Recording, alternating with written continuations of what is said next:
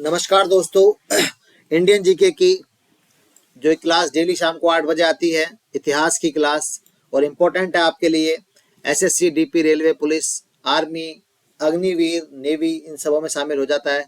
और other state का exam या वो कोई सा भी एग्जाम जिसमें इंडियन जीके के क्वेश्चन आते हैं, उस क्लास को लेकर मैं आपके बीच में आया हूँ। ये चौथी क्लास है। इस क्लास का नाम भीष्म क्लास के नाम से रखा है हमने, और मैं लगभग ये 3 क्लासें ले चुका हूँ। और एक क्लास हमने कल वीकली क्लास डाली थी। जिन बच्चों ने वो क्लास नहीं देखी है वो उस क्लास को देख सकते हैं। जो भी आप पे कमेंट्स हैं, जो भी आपके एडवाइस है, वो आप उसे बता सकते हैं।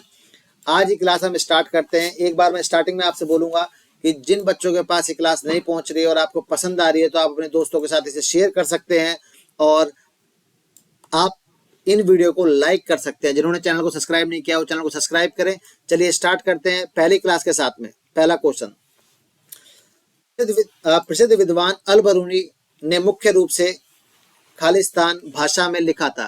कहने का मतलब, जो अल बरूनी की जो भी किताबें रही हैं, उन्होंने जो भी ग्रंथ लिखे हैं वो किस भाषा में लिखे हैं। अल बरूनी किस भाषा के जानकार थे, ये आपको बताना है। अल बरूनी के बारे में एक दो बातें और करेंगे। तो सबसे देखिए, ऑप्शन नंबर जो बी है बिल्कुल सही जवाब है, फारसी।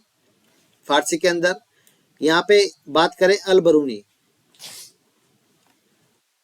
अल बरूनी के बारे में कौन कौन से क्वेश्चन पेपर में आ सकते हैं। तो पहली बात तो ये है, अल बरूनी के लिए महमूद गजनवी, महमूद गजनवी के साथ आए, के साथ भारत आया। ठीक है, याद रखना आप लोग, कहां पर आया, भारत। अल बरूनी की बात करें, लगभग टाइम जो था वो था 1018 से लेके 1019 के बीच में अल बरूनी भारत आता है। महमूद गजनवी के साथ में आता है। एक किताब थी, एक बुक का नाम, बुक है इनकी किताब उल हिंद, किताब उल हिंद, याद रहेगी आपको। भारत के बारे में बातें लिखी गई हैं। ये तो हो गया अल बरूनी के बारे में। महमूद गजनवी के बारे में थोड़ा जानना चाहें तो सबसे शानदार क्वेश्चन आता है, और ज्यादातर लोग कंफ्यूज रहते हैं कि महमूद गजनवी और मोहम्मद गौरी के अंदर। तो देखिए, महमूद गजनवी ने भारत पर 17 बार आक्रमण किया। 17 बार आक्रमण, यही क्वेश्चन आता है। बेसिक क्वेश्चन है बिल्कुल, कि भारत पर 17 बार आक्रमण किसने किया था। तो सही जवाब है, 17 बार आक्रमण किया था महमूद गजनवी ने। कुछ बच्चों का जवाब होता है मोहम्मद गौरी। तो मोहम्मद गौरी के जो प्रमुख आक्रमण माने जाते हैं वो माने जाते तराइन का फर्स्ट और तराइन सेकंड। ये बात आपको याद रखनी है। महमूद गजनवी ने भारत पर 17 आक्रमण किए। पहले आक्रमण की बात करें, पहला आक्रमण था 1000 ईस्वी में, जो क्या रहा, असफल रहा। पहला सफल किया था 1001 में, ये मैं बोल रहा हूं। सबसे सफल आक्रमण, महमूद गजनवी का सबसे सफल आक्रमण की बात करें, सबसे सफल आक्रमण की बात करें तो वो किया गया 16वां आक्रमण। कब किया गया, 1025 में किया गया। कहां पर किया गया, सोमनाथ के मंदिर पर, सोमनाथ के मंदिर लूटा। याद रहेगा, इस बात को याद रखना है। एक दो बातें और बताए थे आपको। अंतिम आक्रमण, या मैं कहूं लास्ट आक्रमण कौन सा था, अंतिम आक्रमण की बात करें वो था 1027 के अंदर। कहां पर था, खोखर जाति पर, खोखर जाति पर था। ठीक है, याद रखना। अब महमूद गजनवी की मृत्यु भी याद है, अच्छी बात है। मृत्यु की बात करें 1030 ईस्वी। ये सारी बातें आपको महमूद गजनवी के बारे में याद होनी चाहिए। याद है तो बहुत अच्छी बात है। मैं इन क्लासों का रिवीजन, क्लास को खत्म होने से पहले एक बार पूरे क्वेश्चनों को रिपीट करवा दूंगा, तो आपको ज्यादा हेडेक लेने की जरूरत नहीं है। बस क्लास को ध्यान से देखें आप, लास्ट में हम लोग रिपीट करेंगे। अब बात करते हैं फारसी। फारसी लैंग्वेज हमने क्यों पढ़ी है, हमारे सिलेबस में कहां पर आती है। तो ये देखिए, फारसी की बात करें, फारसी लैंग्वेज 1935 तक भारत की आधिकारिक लैंग्वेज थी। आधिकारिक भाषा, ऑफिशियल काम जो होते थे किसमें होते थे, वो फारसी के अंदर होते थे, याद रखना। अगला जो ऑप्शन है वो है तुर्की और उर्दू। तुर्की और उर्दू के बारे में थोड़ा सा देख लेते हैं। तुर्की भाषा आपने क्यों पढ़ी है? तुर्की भाषा मैं क्वेश्चन करवा चुका हूं। बाबरनामा, बाबरनामा लिखा गया था तुर्की भाषा या चगताई भाषा के अंदर लिखा था, ये याद रखेंगे। और उर्दू से आप सब परिचित हैं, उर्दू भाषा वर्तमान में इस्तेमाल की जाती है, याद रखें इन बातों को। नेक्स्ट क्वेश्चन आपके लिए, 1191 में अफगान शासक सुल्तान महमूद गौरी को किसने हराया, लेकिन 1192 में उससे हार गए थे? कौन थे वो, कौन हार गया था भाई? तो सही जवाब होगा Prithviraj Chauhan. Option number C बिल्कुल सही जवाब है आपका। जो भी जवाब आप कमेंट दे सकते हैं। चौहान वंश की हम बात करें, चौहान वंश, चौहान वंश की स्थापना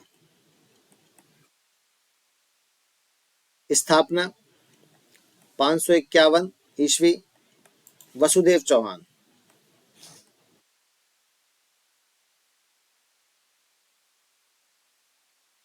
याद रखेंगे। और पृथ्वीराज के बारे में बात करें, 1191-92 के बारे में बहुत बता चुका हूं मैं आपको। 1191 और 1192 ये तराइन का युद्ध था पहला, तराइन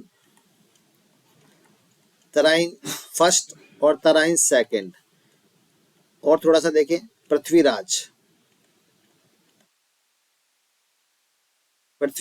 तृतीय, और ये किसके बीच में हुआ था? मोहम्मद गौरी।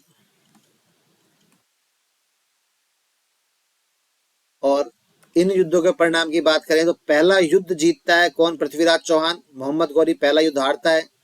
दूसरा युद्ध पृथ्वीराज चौहान हारता है, और कौन जीतता है? मोहम्मद गौरी जीतता है, याद रखेंगे। और इस युद्ध के बारे में एक खास बात और, इस युद्ध के बाद भारत में मुस्लिम सत्ता स्थापित हो जाती है 1192। कलर थोड़ा सा इतना जानदार नहीं लग रहा जितना आपको चाहिए, मैं समझ सकता हूँ। 1192 के बाद भारत में मुस्लिम सत्ता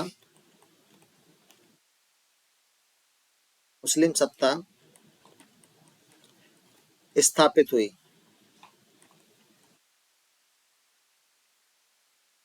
ये आप लोग याद रखेंगे।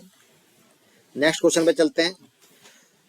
आपको ये बताना है कि किस शासक ने वर्ष 1191 में मोहम्मद गौरी को पराजित किया था। आपको, यदि आपने पिछला क्वेश्चन ध्यान से सुना है तो बिल्कुल सही जवाब होगा पृथ्वीराज चौहान। इसका नाम पृथ्वीराज चौहान था, लिखने की जरूरत नहीं है। चालुक्य वंश की बात करें, थोड़ा सा इसको मैं मिटा देता हूं, कारण आप ये समझेंगे कि फिर ये लीजिए आप। चालुक्य वंश की बात करें तो जब सोमनाथ मंदिर लूटा गया था तो गुजरात के अंदर इनका शासन था, चालुक्य वंश। और पृथ्वीराज चौहान मोहम्मद गौरी ने 1178 में जब आक्रमण किया था, गौरी ने, तब नायिका देवी किस वंश की थी? चालुक्य वंश की थी। गौरी द्वारा आक्रमण। तो ये पूरा मैं आपको बोल के बता रहा हूँ, सारी बातें लिखने की जरूरत नहीं है, आप वीडियो भी देखेंगे। अगला है घेड़वाल वंश। आपने नाम सुना होगा, जयचंद घेड़वाल।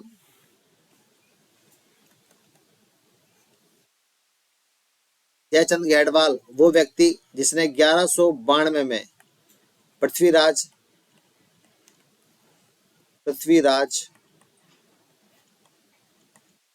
को धोखा दिया। किसका साथ दिया था? मोहम्मद गौरी का। और मौर्य वंश की बात करें तो मौर्य वंश के 3 राजा आपने यदि सुने, अच्छी बात है। चंद्रगुप्त प्रथम नहीं, ये चंद्रगुप्त मौर्य ही आएगा।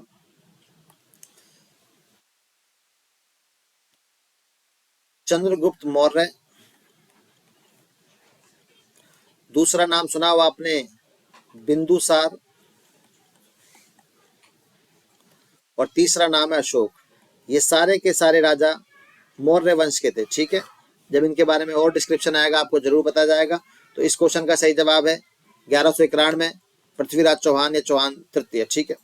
तराइन की दूसरी लड़ाई कब लड़ी गई थी? ये बड़ा ही सिंपल क्वेश्चन, आप लोग देख के बता सकते हैं और बिना टाइम खराब किए, ज्यादा टाइम नहीं लेंगे आपका। तराइन का जो तीसरा युद्ध था 1191 में लड़ा गया था, और ऑप्शन नंबर डी बिल्कुल सही जवाब है। चलो थोड़ा बता देते हैं। इस युद्ध के बाद 1193 में कुवत उल इस्लाम, कुवत उल इस्लाम क्या थी? ये मस्जिद थी। मस्जिद कहाँ की? भारत की पहली मस्जिद, भारत की पहली मस्जिद का निर्माण कार्य प्रारंभ का निर्माण क्या हुआ था? स्टार्ट हुआ था, या मैं कहूँ प्रारंभ हुआ था। ठीक है, याद रखना। और पूरा 94 में जाके हुआ था। कुतुबुद्दीन ऐबक के द्वारा करवाया गया था। कुतुबुद्दीन ऐबक कौन है? मोहम्मद गौरी का सबसे प्रमुख सेनापति और गुलाम वंश का संस्थापक। आगे आएंगे शायद ये क्वेश्चन आप लोगों को वहां बढ़िया बता दिया जाएगा।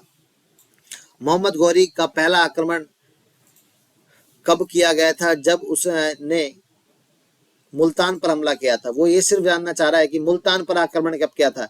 1089, 1475, 1287। सही मायने में आपको इसका आंसर नहीं भी पता है तो भी आप एक टाइम को देख के आप आइडिया लगा सकते हैं कि 1089 में पॉसिबल नहीं है, क्योंकि वो पृथ्वीराज चौहान से 1191 में लड़ाई लड़ रहा है वो। तो मोहम्मद गौरी इतना बड़ा नहीं था कि वो 120 साल जिएगा फिर भी लड़ाई लड़ेगा। 1475 आपका वैसे ही एलिमिनेट हो जाता है, बहुत लंबा टाइम है। 1287 भी एलिमिनेट। बचता क्या है? सही जवाब बचता है। यदि आपको इसका आंसर नहीं भी पता था तो भी आप इसका सही जवाब सोच के दे सकते थे। 1175, ऑप्शन नंबर सी। अब जो काम की बात है, 1175 में मोहम्मद गौरी ने मुल्तान और सिंध पर क्या किया था? अधिकार किया था। याद रखेंगे आप, मोहम्मद गौरी का मुल्तान और सिंध पर अधिकार। 1178 काइंद्रा का युद्ध,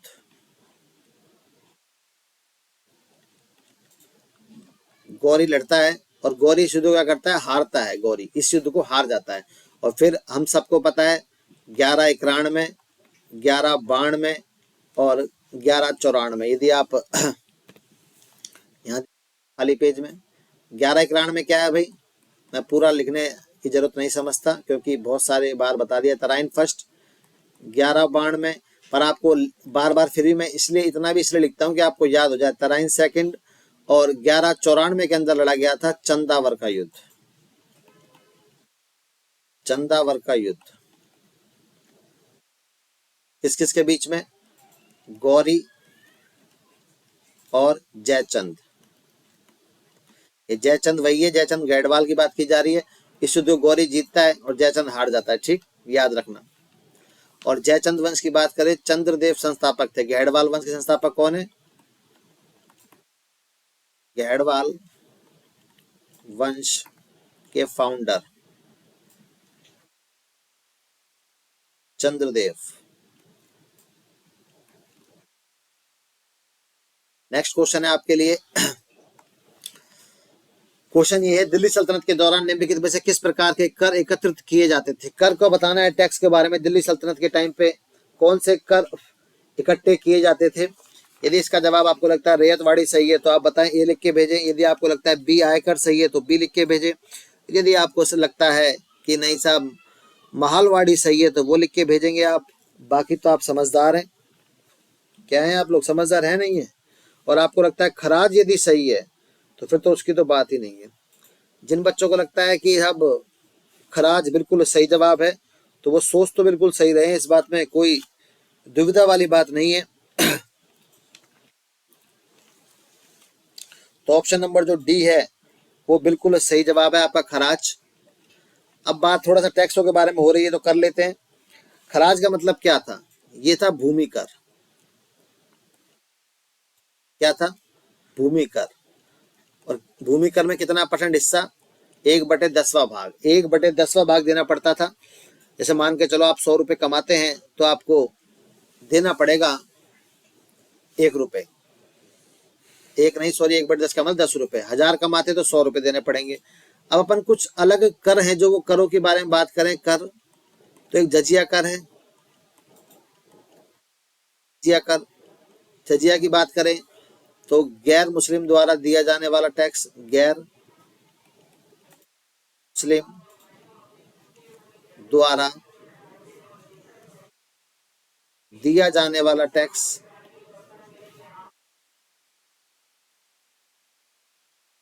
दिया जाने वाला कर। उसके बाद अपन बात करें जजिया के एक कर और चलता था, खम्स। खम्स खम्स टैक्स क्या था? ये शिया मुसलमानों द्वारा अर्जित किसी भी लाभ पर भुगतान करना पड़ता था। मतलब याद रखेंगे आप लोग, शिया मुसलमानों द्वारा दिया जाने वाला टैक्स,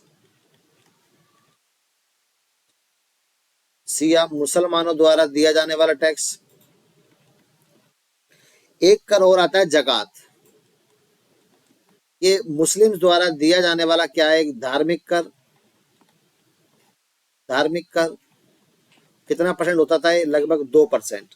ये बात आप लोग याद रखेंगे। आगे चलते हैं नेक्स्ट क्वेश्चन पे। सही जवाब मिल गया होगा आपको, खराज। ये आयकर के बारे में मैंने चारों आयकर बता दिया आपको, तीनों चारों। दिल्ली सल्तनत के अधीन प्रशासन की भाषा क्या थी? ये आप लोग बड़े आसानी से जवाब दे सकते हैं, मैं पहले ही बता चुका हूँ। दिल्ली सल्तनत के टाइम पे भाषा क्या थी? जिसको भी लगता है ऑप्शन नंबर बी सही जवाब है, फारसी, तो बिल्कुल सही जवाब है उसका। फारसी थी भाषा, 1935 तक रही थी। इस फारसी भाषा में बहुत सारी किताबें लिखी गई।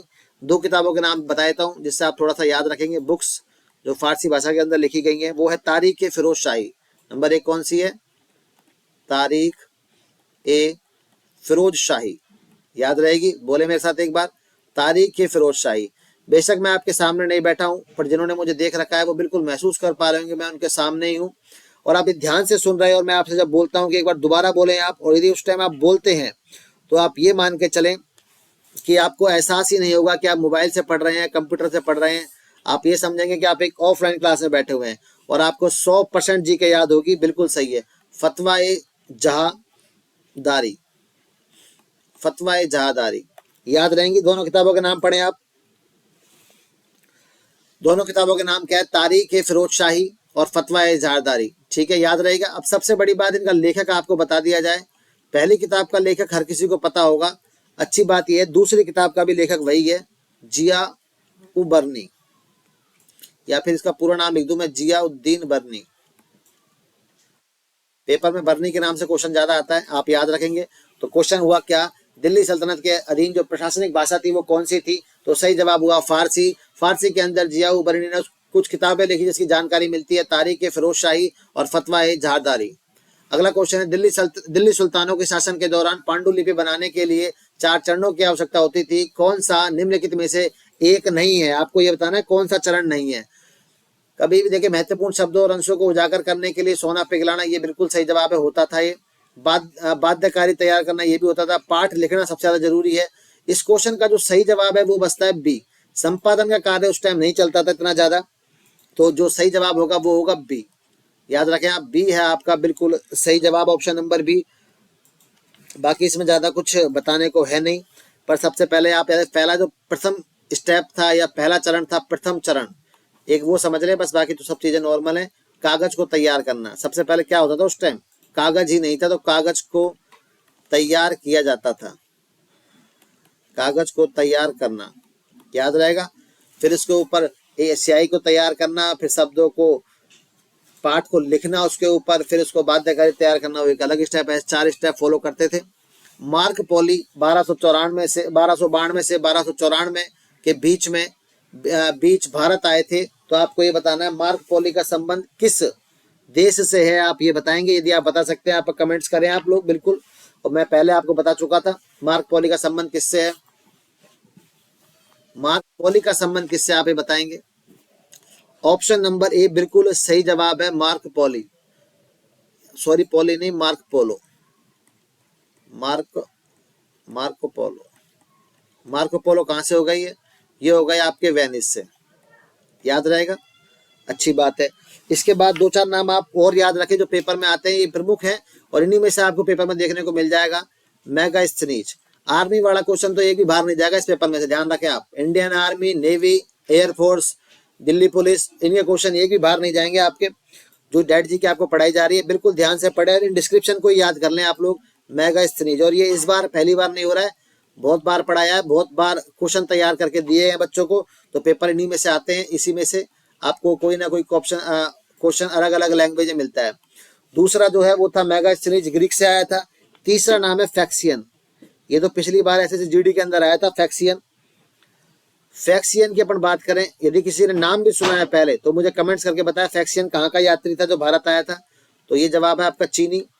कमेंट्स आंसर सही नहीं आया किसी का भी। नंबर 4 की बात करें, अल बरूनी। अल बरूनी, अल बरूनी कहाँ का यात्री था? तो सही जवाब होगा आपका ईरान का। और 2-4 यात्री लिखवाए थे, आपको याद रहेगा, डुआर्टे बरबोसा।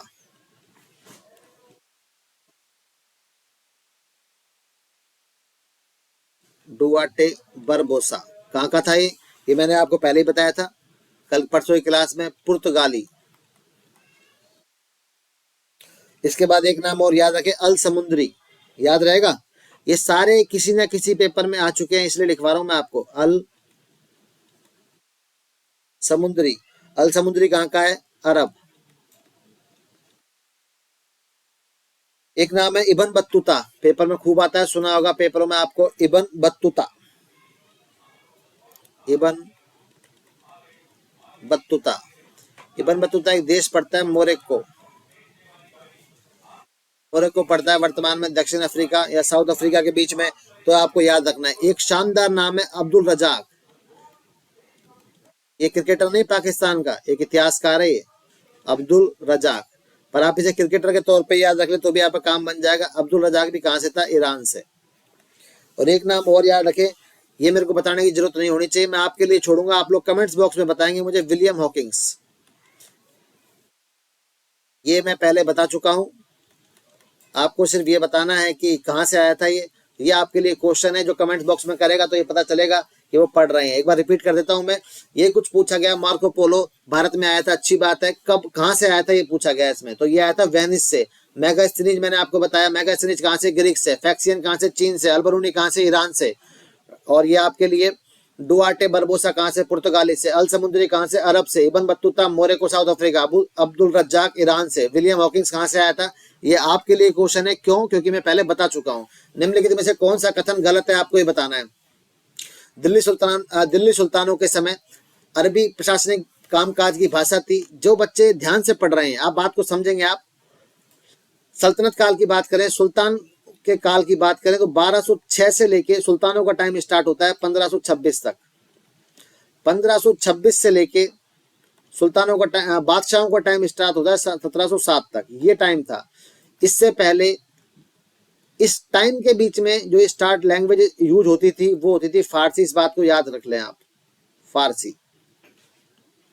अरबी का कोई जिक्र नहीं है। अरबी के कुछ स्रोत मिलते हैं, वो सिर्फ और सिर्फ मिलते हैं महमूद गजनवी के टाइम के, जिसका टाइम लगभग 1001 से लेके 1030 तक का टाइम रहता है। वो भी सिर्फ एक अटैक या लुटेरे या लूट पाट के इरादे से रहता है। तो इसलिए आप थोड़ा सा याद रखेंगे इस क्वेश्चन को, याद रहेंगी बातें। तो इस क्वेश्चन का सही जवाब क्या है? ऑप्शन नंबर ए, दिया गया कथन गलत है। यहाँ पे अरबी को काट के फारसी कर दिया जाए तो ये क्वेश्चन क्या हो जाएगा? आपका सही हो जाएगा। ठीक है। दिल्ली में ढाले गए सिक्के धेलीवाल कहलाते थे। ये आपके लिए अपने आप में क्वेश्चन है कि दिल्ली में ढाले जाने वाले सिक्के क्या कहलाते थे? तो सही जवाब होगा धेलीवाल। कुतुबुद्दीन ऐबक ने दिल्ली पर 1206 से लेकर 1210 तक शासन किया, बिल्कुल सही जवाब है। कुतुबुद्दीन ऐबक के बारे में बात करें, मैंने आपको बताया है कि इसी के द्वारा कुव्वतुल इस्लाम बनाई गई थी दिल्ली के अंदर, और 2.5 दिन का झोपड़ा बनाया गया था अजमेर के अंदर। ठीक है। और दूसरा, कुतुब मीनार का निर्माण भी कुतुबुद्दीन ऐबक ने करवाया। मोहम्मद गौरी का प्रमुख सेनापति रहा कुतुबुद्दीन ऐबक। और सबसे बड़ी बात जो याद रखनी होनी चाहिए आपको वो ये है, कुतुबुद्दीन, ये लिखा हुआ है, पूरा लिखने की जरूरत नहीं, टाइम खराब होगा, ये था गुलाम वंश का संस्थापक।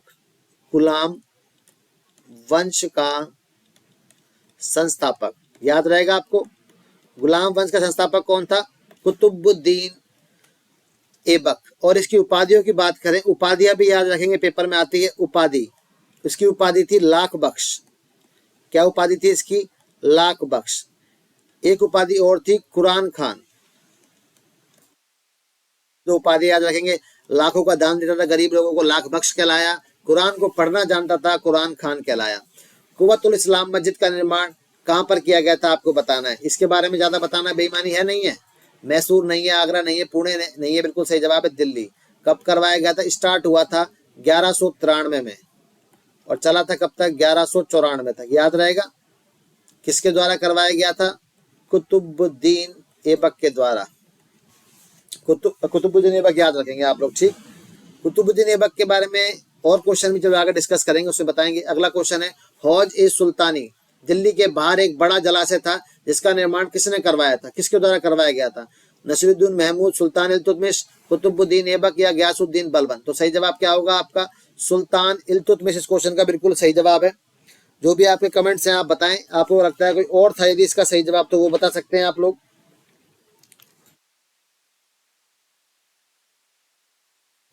कोई और जवाब देना चाह रहा है तो बताएं। इसका निर्माण देखिए 1230 जो हौज ए सुल्तानी, ये जलाशय था, इसका निर्माण करवाया गया था 1230 में। और 1230 इल्तुतमिश की हम बात करें तो जो इसका शासन काल है वो है 1211 से लेके 1236 तक। सॉरी, एक चीज और याद रखनी है, कुतुबुद्दीन ऐबक के समय राजधानी क्या थी? लाहौर थी। इल्तुतमिश ने पहली बार, फर्स्ट टाइम, राजधानी किसको बनाया? पहली बार राजधानी बनाया सल्तनत काल की या गुलाम वंश की पहली बार, फर्स्ट राजधानी, पहली बार लिखना जरूरी है, नहीं आप कंफ्यूज हो जाओगे। पहली बार राजधानी बनाया 1229 के अंदर दिल्ली को, याद रखेंगे आप लोग। किसको राजधानी बनाया? किसको भाई? दिल्ली को। कब बनाया था बताइए? राजधानी। इससे पहले राजधानी क्या थी? आपको बोल के बता दिया गया है। इससे पहले राजधानी क्या थी? लाहौर। इससे पहले राजधानी, इससे पहले जो राजधानी थी वो थी लाहौर। याद रखें आप इन बातों को। चल जाएगा काम। आगे चलते हैं। 2.5 दिन का झोपड़ा लिखा हुआ है। झोपड़ा ये थोड़ा सा ऐसे ही है, में स्थित सबसे पुरानी मस्जिद में से एक है। कहाँ पर स्थित है? मतलब भारत में सेकंड नंबर पर बनाई गई थी 2.5 दिन का झोपड़ा। कहाँ पर बनाई गई थी? हैदराबाद में, कटक में, बुरहानपुर में, अजमेर में, कहाँ पर लगता है आपको? जो सही जवाब है वो सब जानते हैं, अजमेर के अंदर। याद रहेंगी बात। थोड़ा सा इसके बारे में बात करें, 2.5 दिन के झोपड़े के बारे में बात करते हैं। अजमेर के अंदर है। यहाँ पर पीर शाह, पीर पंजाब शाह, पीर पंजाब शाह का मेला लगता है। पहली बात तो हो गई है। दूसरी बात, इसका जो दूसरा पॉइंट है, पुराना नाम। पुराना नाम कहने का मतलब 2.5 दिन झोपड़े से पहले ये क्या था? तो ये थी एक संस्कृत पाठशाला। संस्कृत पाठशाला जिसका जो नाम था वो था सरस्वती कंठाभरण। सरस्वती कंठाभरण, याद रहेंगी ये बातें। इसका निर्माण की मैं बात करूं, निर्माण इसका करवाया गया था। इसका जो निर्माण था वो करवाया था बीसल देव चौहान ने। बीसल देव, याद रखें, बीसल देव। बीसल लिख दिया थोड़ा सा गलत, पूरा नाम लिख देते हैं सही तरीके से, बीसल देव। और बीसल देव की बात करें, इतिहास में इसे जाना जाता है विग्रहराज चतुर्थ के नाम से। क्लियर? और इसके बारे में बात करें, इसने काफी सारे काम करवाए। एक नाटक की रचना की थी इसने। नाटक किसने? बीसल देव ने। नाटक का नाम था हरिकेली। हरिकेली। अब हरिकेली संस्कृत पाठशाला सरस्वती कंठाभरण के दीवारों पर लिखी हुई थी। उन दीवारों को तोड़ के यहाँ पर बनाई गई 2.5 दिन का झोपड़ा। और वो जो दीवारें थी जो अभी भी है, वहां पर अभी भी हरिकेली नाटक लिखा हुआ है। इस क्वेश्चन में खास बात, 2.5 दिन का झोपड़ा कहाँ पर है? अजमेर में है। किसका मेला लगता है? पीर पंजाब शाह का। पुराना नाम क्या है? संस्कृत पाठशाला, जो कि जिसका नाम जो था वो क्या? सरस्वती कंठाभरण। उसे कहते क्या थे? संस्कृत पाठशाला थी वो। निर्माण करवाया विग्रहराज चतुर्थ ने। उसे कहते हैं बीसल देव, उपनाम है इसका बीसल देव। याद रखेंगे आप लोग, बीसल देव के नाम से उपनाम है इसका। और इसे नाटक की रचना की थी हरिकेली नाटक की। अगला चलते हैं। फरक ए मुदबिर, जो दिल्ली के सुल्तान इल्तुतमिश के समकालीन थे, प्रसिद्ध थे। किसके प्रसिद्ध थे बताएंगे? इतिहासकार थे, सूफी संत थे, अर्थशास्त्री थे, कौन थे? तो इसका सही जवाब होगा ऑप्शन नंबर ए इतिहासकार बिल्कुल सही जवाब है, ऑप्शन नंबर ए इतिहासकार। ठीक है, ज्यादा इनके बारे में जानना चाहते हैं फर्रुख मुदाबिर के बारे में, तो इनका जो टाइम था, वो टाइम जो बोला जाता है वो बोला जाता है 1157 से लेके 1236 तक इनका जीवन काल रहा है। ठीक है, ये कौन सी भाषा में लिखते थे? इतिहासकार थे। कौन सी लैंग्वेज के? फारसी के, फारसी लेखक थे ये। तो टाइम क्या है? 1157 से लेके 1200। ठीक है, याद रहेगा 1236। और बाकी तो सब होम आया है। आगे चलते हैं। निम्नलिखित में से किस वर्ष में रजिया दिल्ली की सुल्तान बनी? यह आपको पता होना चाहिए। इल्तुतमिश की बेटी है। इल्तुतमिश का शासनकाल के बाद तुरंत बनी थी, 6 महीने के बाद। इल्तुतमिश का 36 नहीं है, 38 नहीं है, ये है, ये याद रखें 1236 रजिया सुल्तान का शासन, 1236 से लेके 1240। छोटी सी कहानी सुन लें आप रजिया के बारे में। ये है हमारी प्यारी रजिया, इधर है एक अल्तुनिया, अल्तुनिया जिसे कहा गया अमीर ए आखूर, अमीर ए आखूर। और इधर है एक नाम अल्तुनिया शाही। सॉरी सॉरी सॉरी, गलती हो गई है नामों में। ये है हमारा, इधर आएगा अमीर आखूर। ये है याकूत खान, याकूत खान इसे बोला गया। अब बताते हैं अमीर आखूर क्या है। अमीर ए आखूर, ठीक। और ये है सूबेदार, कहाँ का? बठिंडा का, ठीक। अब देखिए, पापा की मृत्यु हो गई, रजिया फंस गई गुंडों में, वो वाले कहानी गाना सुने होगा आपने। अब रजिया को जो घोड़े पे चढ़ाने का काम था, तो उस टाइम की जो जिम्मेदारी होती थी वो होती थी अमीर आखूर की। कहने का मतलब जो भी सुल्तान होता था वो अमीर आखूर के दोनों हाथों पे पैर रखता और घोड़े पे चढ़ाता था। तो याकूत खान ने घोड़े पे चढ़ाते चढ़ाते रजिया को सेट कर लिया भाई। अब रजिया आ गई बातों में, किसके? याकूत खान में। पर बचपन का जो प्यार था, बचपन बचपन का प्यार, बचपन का प्यार कौन था? अल्तुनिया। अल्तुनिया का वन साइड प्यार था साहब इसका।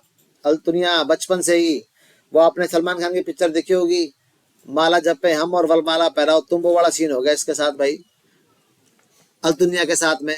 जैसे ही उसे पता चलता है कि रजिया ने शादी कर ली है, किसके साथ में? याकूत खान के साथ में, इसका क्या टूट गया? दिल। नॉर्मल सी बात है, टूट ही जाएगा। जब इसका दिल टूट जाता है तो ये रजिया के खिलाफ विद्रोह कर देता है कि कोई नहीं, मेरी रानी वाणी अपन खुद राजा हैं। इस बात को दबाने के लिए आपको कहानी सुननी है ध्यान से, बाकी मैं ज्यादा मार्कर का इस्तेमाल नहीं कर रहा हूँ। रजिया और याकूत खान दोनों मिलकर हमला करते हैं, किसके ऊपर? आक्रमण करते हैं, किसके ऊपर करते हैं? अल्तुनिया के ऊपर। इसका काम था घोड़े पे चढ़ाने का, युद्ध करने का काम था, और ये था फाइटर भाई साहब, जबरदस्त वाला। इसने क्या किया? अल्तुनिया ने याकूत खान को तो मार दिया और रजिया को कर दिया जेल में कैद। अब लड़कियों को जैसे कि आप जानते हैं, थोड़ा बहुत तो सबको एक्सपीरियंस होगा। अल्तुनिया खाने की प्लेट लेके जाता है रजिया के लिए। रजिया कहती है अच्छा जेल में खाएंगे अब खाना, या जेल में पटक रखा खाना खिलाने आ गया। अल्तुनिया कहता है बता क्या करना है, कि तेरे को पता हो क्या करना है। तो अल्तुनिया एक बड़ा दिल भारी करके और अपने आप को समझाते हुए बात करता है, चल ठीक है, बचपन में जो गलती हो गई वो गलती हो गई, कोई नहीं, तेरे को प्यार व्यार करता था मैं, मुझसे शादी करना चाहती है तो बता। रजिया जो कि खिलाड़ी आदमी है ही पहले से, रजिया को ये पहले ही पता कि याकूत खान मर चुका है, निकम्मा था, मरवा दिया।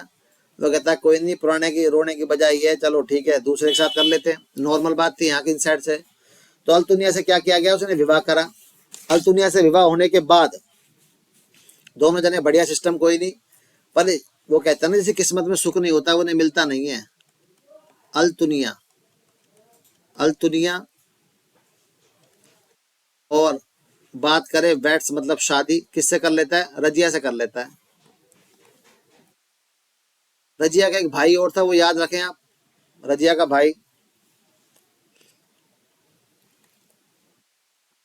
बहराम शाह।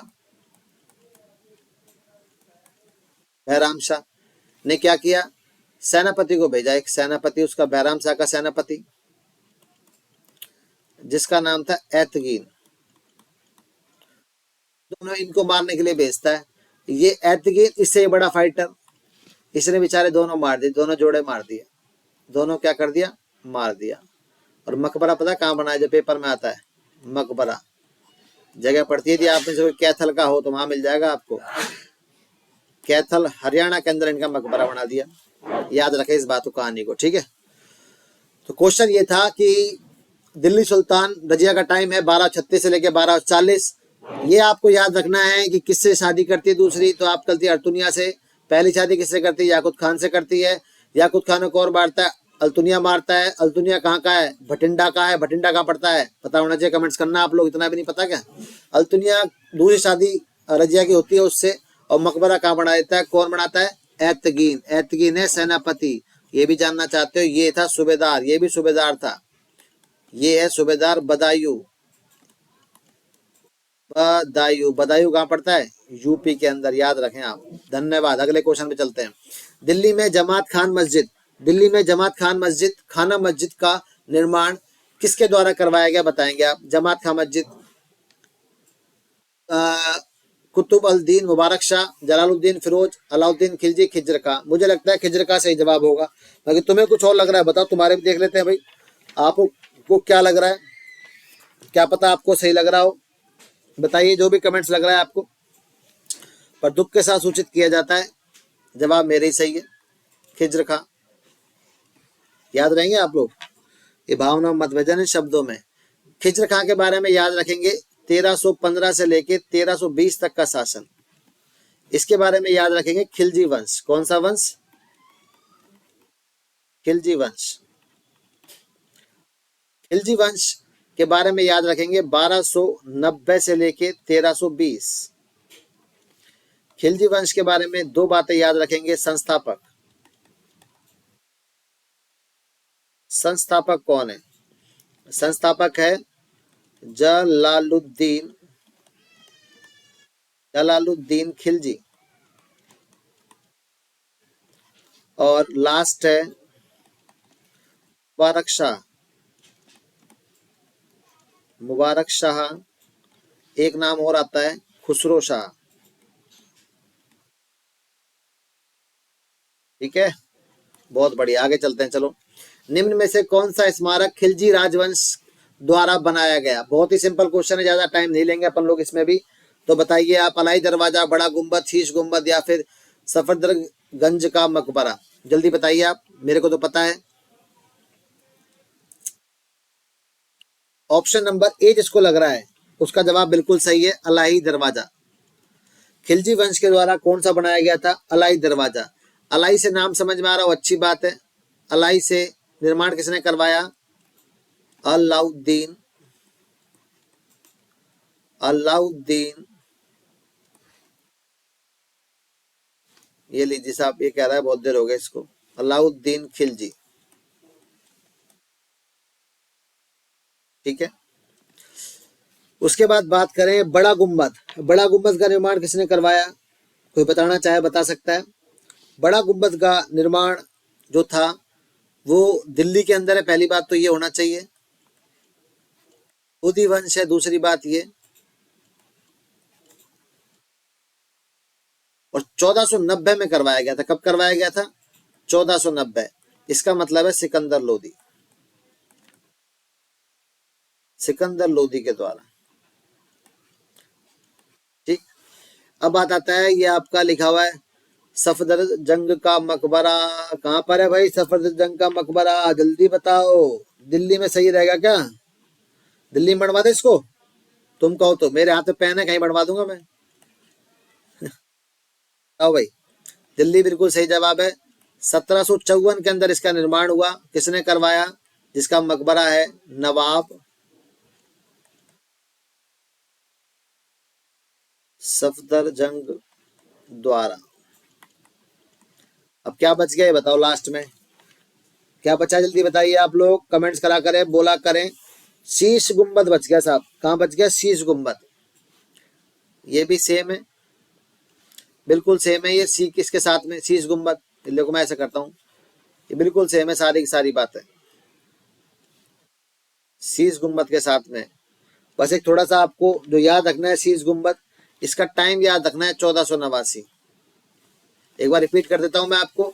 ये स्मारक दे रखे हैं, खिलजी वंश के द्वारा बनाया गया था, तो बनाया गया था अलाई दरवाजा अलाउद्दीन खिलजी के द्वारा।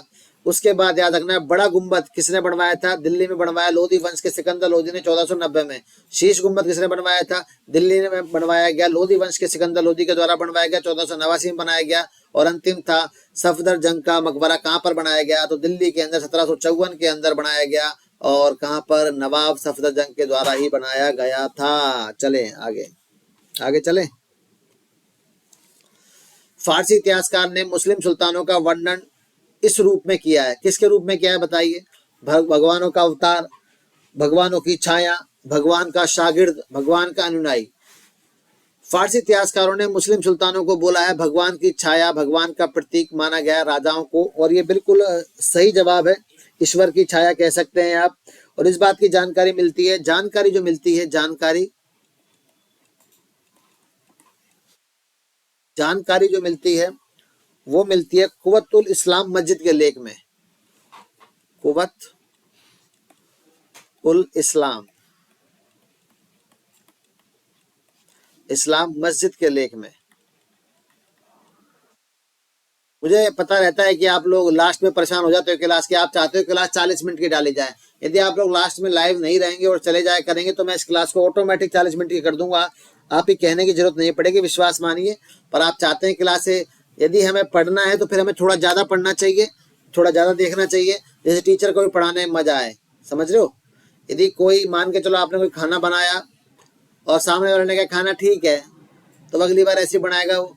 आपने तारीफ की, उसको अच्छा लगा, तो वो खाने को और टेस्टी बनाने की कोशिश करेगा। भाई सेम यहाँ पर है, आप जैसे जितना रेस्पॉन्स दिखाएंगे टीचर को, टीचर उतना ही बढ़िया, उससे बढ़िया कंटेंट आपके लिए धीरे धीरे लेके आएगा।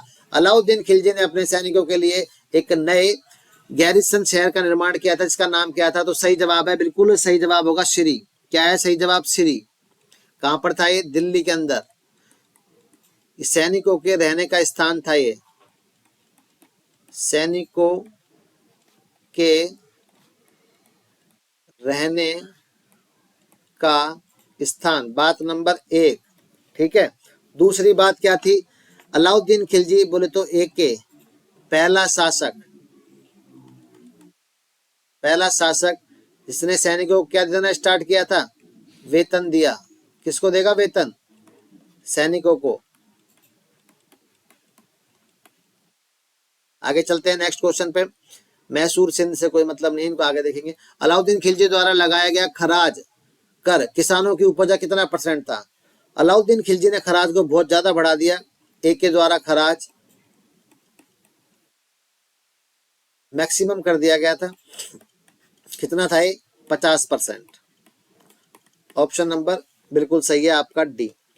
अगला, निम्नलिखित में से कौन तुगलक काल के दौरान नहीं बनाया गया था? आपको ये बताना है तुगलक काल के दौरान निम्नलिखित में से क्या नहीं बना था, आप ये बता दीजिए। वहीं पता चल जाएगा आपका जो भी तैयारी है, कितना आप ध्यान से पढ़ रहे हैं, कितनी चीजों को आप लोग ध्यान से देख रहे हैं। फिरोज शाह कोटला, तुगलकाबाद, खिड़की मस्जिद, ये सब बताइए जल्दी से। देखिए, फिरोज शाह कोटला, तुगलकाबाद और खिड़की मस्जिद, इनके बारे में कुछ पता है आपको?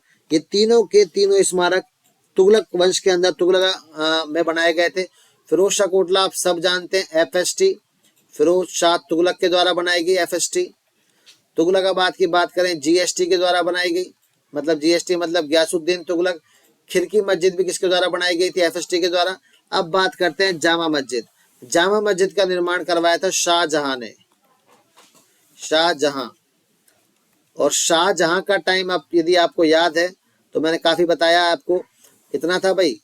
1628 से 1658 टाइम किसका था? शाहजहां का।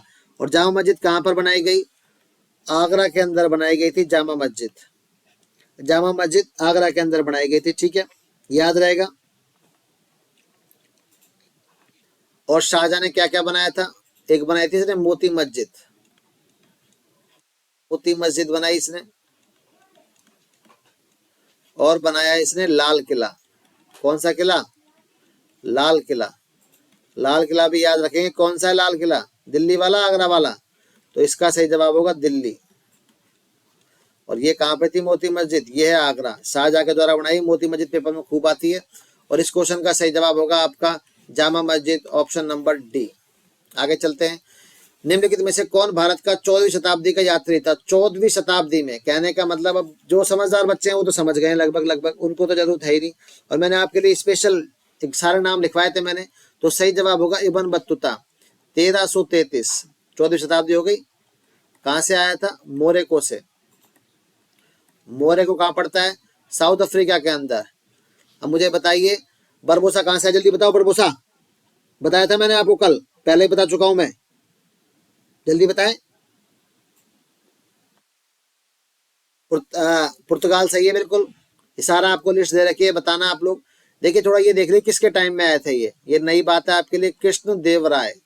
अब मैं सारी बातें 3-3 बार एक क्लास में लिखूंगा, कल लिख दूंगा दोबारा कृष्ण देव राय, तो फिर थोड़ा अजीब हो जाता है। आपकी क्लास में मुझे उम्मीद है आप देख रहे होंगे, इसलिए नहीं तो फिर ऐसे क्लास बहुत लंबी हो जाएगी ना, आप भी परेशान हो जाएंगे, क्वेश्चन बहुत कम होंगे। ये आया था शाहजहां के टाइम में। किसके टाइम में आया था? शाहजहां के टाइम में। एंटोनियो मानसेराटे, ये किसके टाइम में आया था? जल्दी बताएं। अकबर के टाइम में आया था। एंटोनियो साहब किसके टाइम में आए थे? अकबर के टाइम में। तो इस क्वेश्चन का सही जवाब होगा आपका, बिल्कुल सही है, इब्न बत्तूता सही जवाब। इब्न बत्तूता 1333 मोरक्को, डुआर्टे बारबोसा कृष्णदेव राय फर्स्ट के टाइम में आया था। फ्रेंकोइस बर्नियर शाहजहां के टाइम में आया। एंटिनो अकबर के टाइम में आया था। नेक्स्ट क्वेश्चन हमारा, मोरक्को का यात्री इब्न बत्तूता किसके शासनकाल में 14वीं शताब्दी में भारत आया था? ये देखिए बिल्कुल सिंपल पॉइंटेड सवाल है। फिरोज मोहम्मद बिन तुगलक, मतलब क्या नाम था इसका? MBT। MBT की बात करें 1325 से लेके 1351, मतलब MBT। उपाधि इसकी पागल सुल्तान। क्या बोला गया इसको? पागल सुल्तान। याद रखना आप इस बात को, ठीक है। और एक बात और, सबसे पढ़ा लिखा सुल्तान, पढ़ा लिखा सुल्तान भी मैक्सिमम किसका? सल्तनत काल का, याद रहेगा। फिरोज शाह तुगलक की बात करें, फिरोज शाह तुगलक का शासनकाल मैं बता चुका हूं, नहीं पता है तो देख लें। 1351 से लेके 1388। अलाउद्दीन खिलजी 1296 से 1315। जलालुद्दीन खिलजी 1290 से 1296। जलालुद्दीन खिलजी चाचा लगता था अलाउद्दीन खिलजी का, और अलाउद्दीन खिलजी ने इसको हत्या करके इसके शासन को कब्जा किया था। सल्तनत काल और बादशाह मुगल काल के अंदर ये आम बात थी, एक दूसरे के रिश्तेदारों को मार के गद्दी मिलती थी पहले, अब ये प्रथा खत्म हो गई है। प्रसिद्ध यात्री लेखक मोहम्मद इब्न बत्तूता, जिन्होंने 14वीं शताब्दी में भारत सहित कई देशों का भ्रमण किया, वह किस देश के थे? बिल्कुल सही जवाब होगा आपका मोरक्को। मोरक्को कहाँ पड़ता है? साउथ अफ्रीका के अंदर। ऐसे जब आप एक बार पढ़ लेंगे, एक बार आप ध्यान से समझ लेंगे चीजों को, तो ऐसे आपको क्वेश्चन बहुत ही आसानी से होने लग जाएगा पूरा सिलेबस का। तो आपको क्लासों को ध्यान से देखना है, एक बार 2 बार देख सकते हैं आप लोग इनको, ठीक है, जिससे आपको याद हो जाएगा चीजों को। बाकी आपको PDF मिल रही है, उसे डाउनलोड करके देख लिया करो, बाकी तो आप समझदार हैं। मोरक्को ने किताब लिखी, कौन सी? मोरक्को से सॉरी कौन आया? मोहम्मद इब्न बत्तूता आया, जिसने किताब लिखी कौन सी? रियला, फारसी के अंदर लिखी। कब आया? 14वीं शताब्दी में आया। अगला क्वेश्चन, निम्नलिखित में से किसने तुगलकाबाद शहर का निर्माण करवाया था? तो बिल्कुल सही जवाब होगा तुगलक खान नहीं है, गयासुद्दीन तुगलक। गयासुद्दीन तुगलक के बारे में देखिए 1320 से लेके 1325। ये है तुगलक वंश का संस्थापक। तुगलक वंश का संस्थापक। और तुगलक वंश की अपन बात करें 1320 से लेके 1325, ठीक है।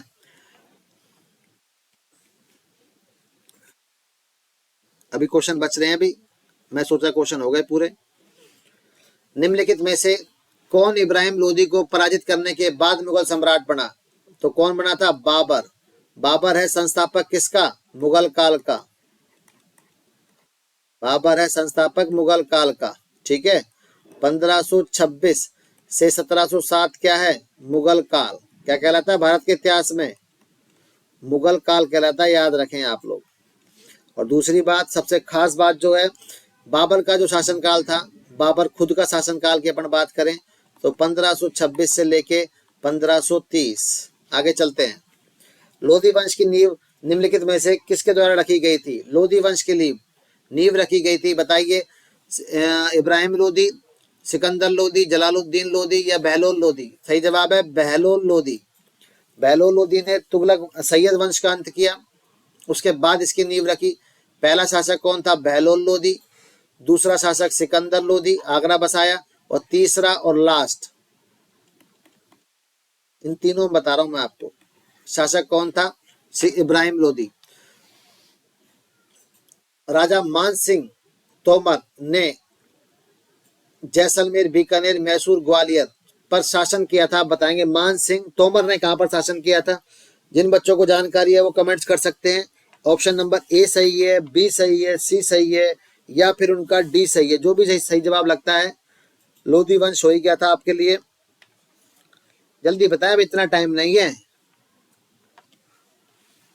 ये देखो आंसर ही नहीं आ रहे, कमाल कर रहे हैं आप लोग। का आंसर है इस क्वेश्चन का, कुछ बच्चों के जवाब देख पा रहा हूं जो थोड़े बहुत ना के बराबर हैं, डी ग्वालियर। बिल्कुल सही जवाब है ग्वालियर। कब किया था ये भी थोड़ा पता होना चाहिए आपको। ग्वालियर में किया था 1486 के अंदर, ठीक है, 1486। इसने किसको हराया था? लोधी के सिकंदर लोधी को पराजित किया था। सिकंदर लोधी को पराजित किया। हमारे देश का दुर्भाग्य है, जिन युद्धों में भारतीय जीते हैं वो युद्ध कभी नहीं पढ़ाए जाते हमें। आपको भी पता नहीं होगा, ध्यान रखें इस बात को। निम्नलिखित में से किस स्थान पर अग्रसेन की बावली ऐतिहासिक सीढ़ीदार कुआं है? आपको बताना है कुआं कहां पर है साहब, सीढ़ीदार कुआं। चंडीगढ़ में, कोलकाता में, चेन्नई में या फिर आपका सही जवाब है दिल्ली के अंदर? बताइए आप। अग्रसेन की बावड़ी ऐतिहासिक जो कुआं है कहां पर है ये? देखिए सही जवाब है दिल्ली। इसका निर्माण हुआ 14वीं सदी में। 14वीं सदी के अंदर इसका निर्माण हुआ। किसने करवाया निर्माण? निर्माण करवाया महाराजा अग्रसेन ने। महाराजा अग्रसेन, महाराजा अग्रसेन के द्वारा करवाया गया था, याद रहेगा। वास्तुकला का नाम कोई बता सकता है? ये क्वेश्चन आपको कहीं भी नहीं मिलेगा, सिर्फ आपको विजय श्री की क्लासों में मिलेगा, इस चैनल के ऊपर। अवर्तमान कला, ठीक है, कला याद रखेंगे, इस कला से करवाया गया था। नेक्स्ट क्वेश्चन, निम्नलिखित में से लोधी वंश का संस्थापक कौन था? इसके लिए मुझे लगता है आपको ज्यादा समस्या नहीं होनी चाहिए। आपने 5 वंश पढ़े हैं, यदि नाम याद है। गुलाम था आपका पहला, दूसरा क्या था आपका? खिलजी था दूसरे नंबर पे, और तीसरे नंबर पे कौन सा था? जल्दी बताओ भाई। तुगलक था, ये तो बता दिया ना मैंने। उसके बाद कौन सा था? सैयद था। उसके बाद लास्ट में कौन था? लोधी था। गुलाम का टाइम कितना रहा? 1206 से लेके 1219। खिलजियों का टाइम 1290 बोला, सॉरी निकल गया 19 मेरे मुंह से, 1290। 1290 से 1320। तुगलक की बात करें 1320 से लेके 1414। सैयद की बात करें 1414 से लेके 1451। लोधियों की बात करें 1451 से लेके 1526। ये याद रखना है। तो लोधी वंश में पहला राजा कौन था? बहलोल लोधी, जिसने 1451 में स्थापना की थी। ये देखिए क्लास आपकी हो गई, उससे पहले आप एक बार रिवीजन देख लें इस क्लास का पूरी का, एक बार मैं आपको करवा देता हूँ। बिल्कुल आप लोग 10 मिनट की बात और है मैक्सिमम। आपका जो पहला क्वेश्चन था आज का वो ये था कि प्रसिद्ध विद्वान अल बरूनी ने मुख्य रूप से भाषा लिखी थी, किस भाषा में उन्होंने ग्रंथों की रचना की? तो सही जवाब होगा आपका बिल्कुल फारसी जवाब सही था। ऑप्शन नंबर ए बिल्कुल सही जवाब है, ठीक है। मैं थोड़ा मार्कर चेंज करता हूँ जिससे थोड़ा आइडिया रहेगा, आपको दोबारा पढ़ रहे हैं हम लोग। और देखिए अलबरूनी के बारे में बात करें, अलबरूनी महमूद गजनवी के साथ भारत आया था, 17 बार भारत पर आक्रमण किया महमूद गजनवी ने। महमूद गजनवी के साथ में जब आता है तो 1018 1019 के बीच में इसके द्वारा किताब लिखी गई, किताबुल हिंद। कौन सी भाषा में लिखी गई? अरबी भाषा के अंदर लिखी गई है, सॉरी फारसी भाषा के अंदर लिखी गई, ठीक है ना, याद रखना इस बात को। और पहला आक्रमण जो करवाया गया था, पहला आक्रमण महमूद गजनवी का 1000 ईस्वी में के अंदर होता है। और 16वीं शताब्दी के अंदर एक 16वां जो आक्रमण था वो 1025 में सोमनाथ के मंदिर पे लूटा गया, सबसे सफल आक्रमण माना गया। ये एक जो बोलने में मिस्टेक हुई है वो थोड़ा बता देते हैं आपको। अल बरूनी जो था उसने जो किताबों की रचना की किस भाषा में की थी, बताइए। आपको बताया था ना मैंने, बिल्कुल सही जवाब है। अंतिम आक्रमण 1027 में खोकर जाति पर किया, मृत्यु 1030 पर की। फारसी 1935 तक भारत की आधिकारिक भाषा रही है। तुर्की की जो बात करें, जो वो बाबरनामा लिखा गया, उर्दू इस्तेमाल की जा रही है। अगला क्वेश्चन था जो 1191 में अफगान शासक सुल्तान मोहम्मद गौरी को किसने हराया था, लेकिन 1192 में उससे हार जाता है। सही जवाब पृथ्वीराज चौहान। चौहान वंश का संस्थापक था। 551 ईस्वी के अंदर वसुदेव चौहान ने स्थापना की। 1191 1192 में तराइन का पहला दूसरा युद्ध हुआ। पृथ्वीराज चौहान मोहम्मद गौरी के बीच पहला युद्ध पृथ्वीराज चौहान जीतता है और दूसरा मोहम्मद गौरी जीतता है। 1192 में भारत के मुस्लिम सत्ता स्थापित हो गई थी, याद रखेंगे आप लोग। और किस शासक ने नववर्ष 1191 में मोहम्मद गौरी को पराजित किया था, सही जवाब है चौहान ने किया था, पृथ्वीराज चौहान तृतीय ने किया था। चालुक्य वंश की बात करें, गुजरात में उन्होंने शासन किया। 1178 में गौरी द्वारा आक्रमण हुआ। घेड़वाल की बात करें, जयचंद घेड़वाल बिल्कुल सही जवाब है उस चीज का। यदि आपसे कोई पूछता है 1194 में चंदावर का युद्ध गौरी के खिलाफ किसने लड़ा था, तो सही जवाब होगा जयचंद घेड़वाल। 1192 पृथ्वीराज चौहान को धोखा दिया इसने। चंद्रगुप्त मौर्य, बिंदुसार, अशोक, ये तीनों का संबंध है मौर्य वंश से। अगला जो क्वेश्चन है आपके लिए, तराइन की दूसरी लड़ाई कब लड़ी गई थी, 1192 में लड़ी गई। 1192 में तराइन जीतने के बाद 1193 के अंदर कुव्वतुल इस्लाम मस्जिद का निर्माण करवाया गया। ये भारत की पहली मस्जिद। मोहम्मद गौरी का पहला आक्रमण हुआ था जब उसने मुल्तान पर हमला किया था। कब हमला किया था मुल्तान पर, 1175 में किया। 1175 में मुल्तान में सिंध पर अधिकार करता है। 1178 में कैंतरा का युद्ध होता है। कहां पर था, गुजरात के अंदर। वहां की देवी थी नायका देवी, जहां की रानी थी, जो कि मोहम्मद गौरी को पराजित कर देती है। ये सारे युद्ध लिखे हुए हैं। 1194 में चंदावर का युद्ध हुआ गौरी जयचंद के बीच में। इस युद्ध में गौरी जीतता है, जयचंद हार जाता है। जयचंद है घेड़वाल वंश का, घेड़वाल का वंश का संस्थापक है चंद्रदेव। दिल्ली सल्तनत के दौरान निम्नलिखित में से किस प्रकार एक कर एकत्रित किया जाता था, तो है वो खराज कर, ये भूमि कर 1/10 लिया जाता था। करों के बारे में बात करें तो जजिया एक गैर मुसलमानों द्वारा दिया जाने वाला टैक्स है, जो उनकी आय का, जो भी गैर मुसलमान थे उनकी आय का 1/2 या फिर 2/3 भाग दिया जाता था। खम्स है जो शिया मुसलमानों के द्वारा दिया जाता। जकात है एक धार्मिक कर, ये याद रखेंगे। दिल्ली सल्तनत के अधीन प्रशासन की भाषा कौन सी थी, फारसी। फारसी के अंदर उस समय 2 किताबें लिखी गई, तारीख फिरोज शाही, फतवाए जागीर जहादारी। ये किसने लिखी थी, लेखक थे इसके जिया उल बर्नी, याद रखेंगे आप। दिल्ली सुल्तानों के शासन के दौरान पांडुलिपि बनाने के लिए 4 चरणों में आवश्यकता होती थी। कौन सा चरण इसमें नहीं था, तो सही था आपका पाठ का संपादन। मार्को पोलो 1292-94 के बीच में भारत आए थे। तो ये सबसे ज्यादा इंपॉर्टेंट पेज है, इंपॉर्टेंट क्वेश्चन है आपके लिए, आप इसे याद रखें विशेष तौर पे, क्योंकि यही आपको इंपॉर्टेंट रहेगा। मार्को पोलो की बात करें, वेनिस से आया था। Marco Polo Venice, Megasthenes Greece, Faxian चीनी, Al Biruni Iran, Duarte Barbosa पुर्तगाली, अल समुद्री Arab, Ibn Battuta Morocco, Abdul Razzaq Iran और विलियम हॉकिंस कहां से आया था, ये आप बताएंगे। कौन सा कथन गलत है, तो सीधा मैं आंसर के ऊपर जाऊंगा। दिल्ली सल्तनत के समय में अरबी भाषा का प्रशासनिक कामकाज में कोई उपयोग नहीं था, फारसी होता तो सही जवाब होता। अपन बात करें सल्तनत काल की, जहां फारसी भाषा इस्तेमाल होती थी, 1206 से लेकर 1526, 1707 तक फारसी भाषा को इस्तेमाल किया गया। और बात करें गुलाम वंश संस्थापक की, जो बात है लाख बख्श कुरान खान। कुव्वतुल इस्लाम मस्जिद स्थित है कहां पर, दिल्ली के अंदर है। दिल्ली के अंदर है कुव्वतुल इस्लाम। 1193-94 बीच बनाई जाती है कुतुबुद्दीन ऐबक के द्वारा। हौज ए सुल्तानी, दिल्ली के बाहर एक जलाशय है, इसका निर्माण किसने करवाया, तो सही जवाब 1230 में इल्तुतमिश के द्वारा करवाया गया था। हौज खाज सुल्तानी का निर्माण करवाया गया था। इल्तुतमिश सल्तनत काल का पहला राजा जिसने राजधानी दिल्ली को बनाया था, उससे पहले राजधानी लाहौर में थी, याद रखेंगे आप। 2.5 दिन का झोपड़े की बात करें, ये एक पुरानी मस्जिद है, राजस्थान की पहली और दिल्ली की दूसरी मस्जिद संभवतः कह सकते हैं आप इसको। इसका निर्माण करवाया था कुतुबुद्दीन ऐबक के द्वारा। ये अजमेर के अंदर है। यहाँ पर पीर शाह का मेला लगता है। पुराना नाम था संस्कृत पाठशाला थी, इसका नाम है सरस्वती कंठाभरण। इसका निर्माण, सरस्वती कंठाभरण का निर्माण करवाया गया था चौहान वंश के विग्रह चतुर्थ के द्वारा, जिसका दूसरा नाम है बीसल देव। क्या दूसरा नाम है, बीसल देव। और बीसल देव ने एक नाटक हरी केली की रचना की थी, आप याद रखेंगे। फरक ए मुदबीर, जो कि दिल्ली सुल्तान इल्तुतमिश के समकालीन थे, प्रसिद्ध थे, क्या थे, इतिहासकार थे, फारसी के लेखक थे, जिनका टाइम है 1157 से लेके 1236। निम्नलिखित में से किस वर्ष रजिया सुल्तान बनी थी? तो आपको सुंदर सी कहानी बताएगी। रजिया का शासन काल है 36 से लेके 40। 1200 रजिया, अल्तुनिया, याकूत खान, ये सब याद रखेंगे नाम आप लोग। और इसके साथ याद रखेंगे एतगीन, बदायूं, कैथल। कैथल सबसे इंपॉर्टेंट है, पूछता है क्वेश्चन रजिया का मकबरा कहाँ पर है? जवाब होता है कैथल, हरियाणा। आपको मिल जाएगा कहीं 1-2 क्लासों के बाद। दिल्ली में जमात खान मस्जिद का निर्माण निम्नलिखित में से किसने करवाया था? आपका सही जवाब होगा खिजर का, ऑप्शन नंबर डी। आपको ये क्लास पहले पढ़ा दी गई है, इसलिए मैं उम्मीद करूंगा कि आप इन क्वेश्चनों के आंसर मेरे साथ दें, जिससे ये पता चलेगा कि आपको कितना याद हो गया है। खिजर खां की बात करें, खिलजी वंश 15, खिलजी वंश का शासक,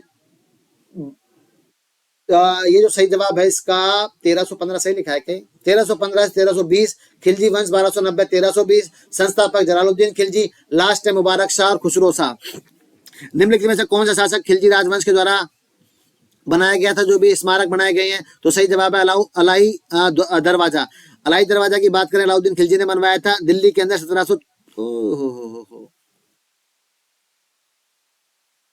ये देखिए, ठीक है, अलाई दरवाजा आपका बिल्कुल सही है, अलाउद्दीन खिलजी। बड़ा गुम्बद बनाया दिल्ली में लोधी वंश 1490, सिकंदर लोधी। शीश गुबंद की बात करें 1489, लोधी वंश, सिकंदर लोधी दिल्ली के अंदर। सफदर जंग मकबरे की बात करें तो 1754 में नवाब सफदर जंग के द्वारा बनवाया गया दिल्ली के अंदर। फारसी इतिहासकार ने मुस्लिम सुल्तानों का वर्णन किस रूप में किया है? भगवान की छाया, ईश्वर की छाया के रूप में किया है, ये याद रखेंगे। और जानकारी मिलती है कुव्वतुल इस्लाम, जो दिल्ली में मस्जिद है कुव्वतुल इस्लाम, उससे इस बात की क्या मिलती है? हमें जानकारी मिलती है। आप लोग याद रखेंगे कहाँ की मस्जिद है ये मैंने पहले बता दिया, फिर भी एक बार लो, दिल्ली। अलाउद्दीन खिलजी ने अपने सैनिकों के लिए नए गैरिसन शहर का निर्माण करवाया, उसे क्या नाम दिया गया? सिरी। सिरी था सैनिकों के रहने का स्थान। अलाउद्दीन खिलजी पहला शासक जिसने वेतन देना प्रारंभ किया था। अलाउद्दीन खिलजी द्वारा लगाए गए खराज किसानों की उपज का लगभग कितना % था? खराज बढ़ चुका था, खराज था 50%, सर्वाधिक कर दिया गया था। निम्नलिखित में से कौन तुगलक काल के दौरान नहीं बनाया गया था? कौन सी चीज तुगलक काल के दौरान नहीं बनाई गई? तो सही जवाब है जामा मस्जिद। जामा मस्जिद को बनाया शाहजहां ने। शाहजहां का शासन काल है 1628 से लेके 1658 तक का शासन काल है शाहजहां का। और शाहजहां की बात करें तो आगरा के अंदर इसने जामा मस्जिद बनाया, मोती मस्जिद बनाया और लाल किला बनवाया दिल्ली के अंदर। फिरोज शाह कोटला बनाया FST, फिरोज शाह तुगलक ने। खिड़की मस्जिद बनवाई फिरोज शाह तुगलक ने। और तुगलकाबाद की बात करें तो बनाई GST, मतलब गयासुद्दीन तुगलक ने। निम्न में से कौन भारत की 14वीं सदी का यात्री था? तो इब्न बतूता मोरक्को से आया था, साउथ अफ्रीका से आया था। डुआर्टे बारबोसा कृष्णदेव राय फर्स्ट के टाइम में आया, बर्नियर शाहजहां के टाइम में आया और मानसेराटे अकबर के टाइम में आया। मोरक्को का यात्री इब्न बतूता किसके शासन काल में आया था? सही जवाब मोहम्मद बिन तुगलक, बिल्कुल सही जवाब है। आगे चलते हैं। प्रसिद्ध यात्री और लेखक मोहम्मद इब्न बतूता, जिन्होंने 14वीं शताब्दी में भारत सहित कई देशों का भ्रमण किया था, वह थे कहाँ के थे? मोरक्को के थे। किताब लिखी गई थी, very very most important book है पेपर के हिसाब से, रिहाला फारसी के अंदर। तुगलकाबाद शहर का निर्माण करवाया गया, किसके द्वारा करवाया? गयासुद्दीन तुगलक 1320 1325। तुगलक वंश की जो है सारा सिस्टम 1300, ये थोड़ा सा यहाँ पे 1313 से लेके 1414 तक का तुगलक वंश पूरा याद रखेंगे। संस्थापक, ठीक है, उनका टाइम वो। निम्नलिखित में से कौन इब्राहिम लोदी को पराजित करने के बाद पहला मुगल बाद सम्राट बना? तो सही जवाब है बाबर, 1526 से 1707 मुगल काल, याद रखें। लोधी वंश की नींव निम्नलिखित में किसके द्वारा रखी गई थी? तो सही जवाब होगा बहलोल लोधी, पहले शासक थे। और टाइम आपको याद होना चाहिए, बहलोल लोधी का जो टाइम था वो था 1451, संस्थापक, ठीक है। उसके बाद आता है सिकंदर लोधी, उसके बाद आता है इब्राहिम लोधी। आगे चलते हैं। राजा मान सिंह तोमर कहाँ के राजा थे? ग्वालियर के थे। 1486 में सिकंदर लोधी को इन्होंने पराजित किया था। तो आपको आइडिया होगा कि मान सिंह तोमर का जो टाइम है वो है 1486। निम्नलिखित में से कौन सा स्थान पर अग्रसेन की बावली ऐतिहासिक सीढ़ीदार कुआं बनाया गया है? तो सही जवाब होगा ये बनाया गया दिल्ली के अंदर 14वीं शताब्दी में, खुद ने करवाया, मतलब महाराजा अग्रसेन ने करवाया। वास्तुकला था थारवतमान के नाम से। निम्नलिखित में से कौन लोधी वंश संस्थापक है? बिल्कुल सही जवाब हो गया बहलोल लोधी। और ये थी आज की क्लास। मैंने पूरी कोशिश की है ये क्लास आपको अच्छी से प्रेजेंट करने की। आप लोग जो अभी तक क्लास को देख रहे हैं या जो पहले चले गए हैं दोबारा देखेंगे, उनसे सिर्फ एक रिक्वेस्ट है कि वो चैनल को सब्सक्राइब करें, वीडियो को शेयर करें और खुद इन वीडियो को अपने दोस्तों तक पहुंचाएं। आपकी से मुलाकात हो चुकी है। अगली क्लास अगले ही कुछ देर में 9:15 बजे अपलोड कर दी जाएगी। धन्यवाद।